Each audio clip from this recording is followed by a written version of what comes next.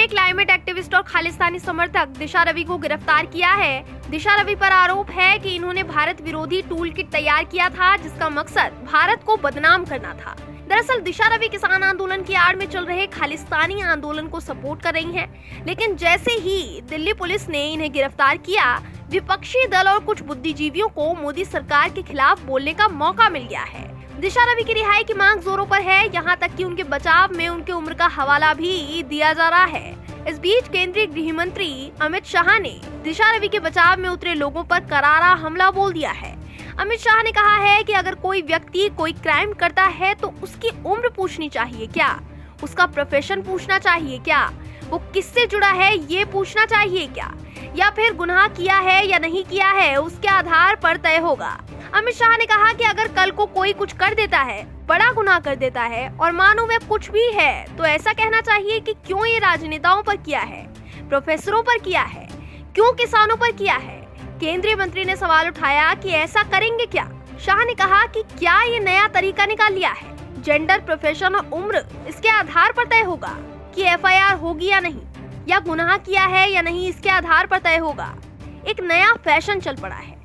शाह ने कहा कि 21-22 साल के कितने युवा होंगे जो गिरफ्तार होते हैं, तो फिर एक खास मामले को क्यों उठाया जा रहा है।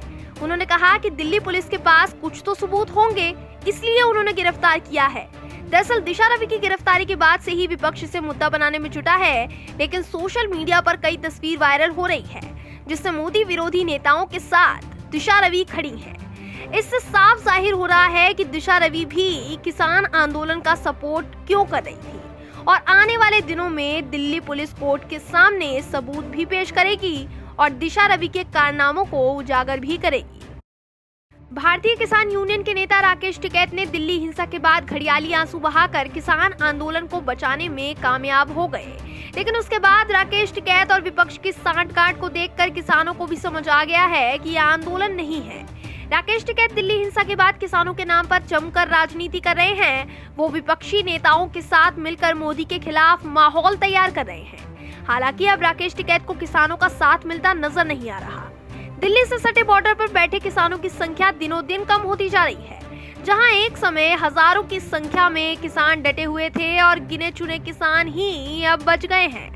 यूपी गेट धरना स्थल पर प्रदर्शनकारी और भी कम हो गए हैं। मंच के सामने कुछ प्रदर्शनकारी भी बैठे रहते हैं, जबकि उनके अधिकांश पंडाल खाली दिखाई दे रहे हैं। बीते दिनों एक किसान संगठन ने रेल रोको की घोषणा की थी, लेकिन वो भी पूरी तरह फेल हो गया। माना जा रहा है कि पिछले महीने गणतंत्र दिवस पर 26 जनवरी को किसान ट्रैक्टर मार्च के नाम पर दिल्ली में हुए उपद्रव के बाद प्रदर्शनकारियों की संख्या लगातार घट रही है। इसके बाद से ही किसान लगातार प्रदर्शन स्थल छोड़कर जा रहे हैं। बताया जा रहा है कि मार्च अप्रैल में गेहूं की कटाई के दौरान किसानों की संख्या में और कमी आएगी, क्योंकि कोई भी अपना आर्थिक नुकसान झेलने की स्थिति में इस वक्त नहीं है। उधर किसानों की संख्या कम होने से किसान नेता राकेश टिकैत और विपक्षी नेताओं की नींद उड़ने लगी है। टिकैत केंद्र सरकार के खिलाफ अनाप शनाप बयान दे रहे हैं। वहीं हरियाणा के कई इलाकों में गए भारतीय किसान यूनियन के राष्ट्रीय प्रवक्ता राकेश टिकैत ने खरकपुनिया गांव और बालसमंद में किसान पंचायत को संबोधित करते हुए फिर दोहराया कि जब तक एमएसपी को लेकर कानून नहीं बनाया जाता तथा तीनों कृषि कानूनों की वापसी नहीं होती, तब तक किसान की घर वापसी नहीं होगी। हालांकि राकेश टिकैत भले ही चिल्ला रहे हैं किसानों की घर वापसी नहीं होगी, लेकिन धीरे धीरे किसानों की घर वापसी हो रही है और अब वो समय जल्द ही आ रहा है जब गाजीपुर धरना स्थल पर सिर्फ राकेश टिकैत और विपक्ष के कुछ नेता ही रह जाएंगे, बाकी सभी किसान घर चले जाएंगे। कृषि कानून की आड़ में खालिस्तानी आंदोलन की अब हवा निकल गई है। लगभग 3 महीने से केंद्र और मोदी सरकार को बदनाम करने के लिए खालिस्तानी समर्थक दिल्ली के बॉर्डर पर बैठे हैं। केंद्रीय जांच एजेंसियों ने इस आंदोलन को लेकर पहले ही शक जाहिर किया था और अब दिशा रवि की गिरफ्तारी के बाद आंदोलन का मकसद भी सामने आ चुका है। लेकिन अब जैसे जैसे लोगों की गिरफ्तारियां हो रही हैं, बॉर्डर पर बैठे किसान भी भाग रहे हैं। कुंडली बॉर्डर से किसान वापस चले गए और वहां टेंट खाली दिखाई देने लगे हैं। हरियाणा के किसान भी पहले के मुकाबले बॉर्डर पर काफी कम पहुंच रहे हैं। उधर भीड़ कम होता देख किसान नेताओं की बेचैनी बढ़ने लगी है। पंजाब के किसान नेताओं ने महापंचायत की जगह किसानों को बॉर्डर पर लेकर पहुंचने की अपील शुरू कर दी और इसके लिए गांव-गांव अभियान भी शुरू कर दिया गया है। पंजाब से जल्द ही काफी किसानों के बॉर्डर पर पहुंचने का दावा भी किया जा रहा है। हालांकि किसान संगठनों के अपील के बाद भी किसान अब बॉर्डर पर आने को तैयार नहीं है, क्योंकि किसान भी आंदोलन की हकीकत से वाकिफ हो चुके हैं। दिल्ली हिंसा के बाद से ही इस आंदोलन में राजनीतिक पार्टियां खुलकर आंदोलन को समर्थन देने लगी है। किसान नेता राकेश टिकैत भी किसानों के साथ कम और राजनीतिक पार्टियों के साथ ज्यादा समय बिता रहे हैं। ऐसे में अब किसान भी समझ चुके हैं कि टिकैत आंदोलन के बहाने अपनी सियासत चमकाने में जुटे हैं। माना जा रहा है कि इसी वजह से किसान अब अपने घर को लौट रहे हैं और जल्द ही दूसरे किसान संगठन भी आंदोलन खत्म करने का ऐलान कर सकते हैं। आपको बता दें कि किसानों और सरकार के बीच अब तक 11 दौर की बातचीत हो चुकी है, तो गृह मंत्री अमित शाह भी किसानों से वार्ता कर चुके हैं। इसके बावजूद कोई हल अभी तक नहीं निकल सका है, लेकिन किसानों को लगातार बातचीत होने से एक उम्मीद थी। किसान और सरकार के बीच आखिरी बैठक 22 जनवरी को हुई थी और उसके बाद से बातचीत का रास्ता बंद पड़ा है। बेटे तेजस्वी यादव सहित लालू यादव का पूरा परिवार लालू के जेल से निकलने की राह निहार रहा है। साथ ही सुप्रीम कोर्ट के वरिष्ठ वकील और लालू यादव का केस देख रहे कपिल सिब्बल भी हर कोशिश कर रहे हैं कि लालू जेल से रिहा हो जाए, लेकिन हर बार की तरह इस बार भी सिब्बल मात खा गए हैं। आजकल सिब्बल हर केस में, चाहे वो सुप्रीम कोर्ट हो या हाई कोर्ट, उन्हें हर केस में मुंह की खानी पड़ रही है। इसी तरह कपिल सिब्बल जब भी लालू प्रसाद यादव के केस में हथकंडे अपनाने की कोशिश करते हैं, तभी कुछ ना कुछ ऐसा जरूर हो जाता है जिसके बाद सिब्बल समेत लालू के सभी शुभचिंतक सिर्फ राह निहारते रह जाते हैं और लालू यादव की जेल की अवधि बढ़ जाती है। इस बार भी कुछ ऐसा ही हुआ है। चारा घोटाला मामले में सजा काट रहे राष्ट्रीय जनता दल सुप्रीमो लालू प्रसाद यादव को फिलहाल अभी जेल में ही रहना होगा। झारखंड हाई कोर्ट के जस्टिस अपरेश कुमार सिंह की अदालत ने लालू प्रसाद यादव को जमानत देने से इनकार करते हुए उनकी याचिका खारिज कर दी है। अदालत ने अपने आदेश में कहा है कि लालू की सजा की आधी अवधि पूरी करने में अभी 1 महीना 28 दिन कम है, ऐसे में उन्हें जमानत नहीं दी जा सकती है। इसी दौरान सुप्रीम कोर्ट के वरिष्ठ वकील कपिल सिब्बल ने अदालत से लालू की जमानत पर सुनवाई के लिए 2 महीने बाद की तारीख तय करने की मांग की थी, लेकिन सीबीआई ने इसका जोरदार विरोध करते हुए कहा कि उन्हें पहले ही समय की मांग करनी चाहिए थी। उन्होंने आगे कहा कि अब जब बहस पूरी होने के बाद अदालत फैसला सुनाने जा रही है तो ऐसा नहीं किया जा सकता है। इसके बाद ही अदालत ने लालू की जमानत याचिका को खारिज कर दिया। इधर लालू के अधिवक्ता देवर्षि मंडल ने कहा कि हाई कोर्ट के फैसले के खिलाफ सुप्रीम कोर्ट में याचिका दाखिल नहीं की जाएगी। गौरतलब है कि लालू की ओर से सुप्रीम कोर्ट के वकील कपिल सिब्बल और अधिवक्ता देवर्षि मंडल ने अदालत को बताया कि उनके अनुसार लालू प्रसाद ने अब तक 42 माह 11 दिन जेल में बिताए हैं, जो सजा की आधी अवधि से ज्यादा है।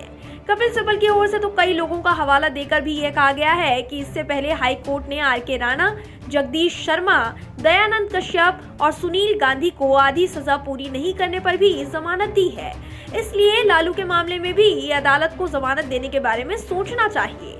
वहीं सीबीआई वकील राजीव सिन्हा के मुताबिक दुमका वाले मामले में लालू प्रसाद ने अब तक 37 माह 19 दिन ही जेल में बिताए हैं। ऐसे में उन्हें जमानत नहीं दी जा सकती है। दोनों पक्षों की दलीलें सुनने के बाद कोर्ट ने लालू की जमानत को खारिज कर दिया है। इस मामले के आगे की सुनवाई के लिए 26 फरवरी की तारीख तय की गई है। ऐसे में देखना ये होगा कि चारा घोटाले जैसे बड़े बड़े घोटाले किए हुए लालू प्रसाद यादव को कोर्ट से जमानत मिलती है या नहीं। हालांकि कपिल सिब्बल की जान तो लालू प्रसाद यादव को जेल से निकालने में ही अटकी हुई है। ऐसे में देखना होगा कि लालू बाहर आते हैं या अभी उन्हें और समय तक जेल की हवा खानी पड़ेगी।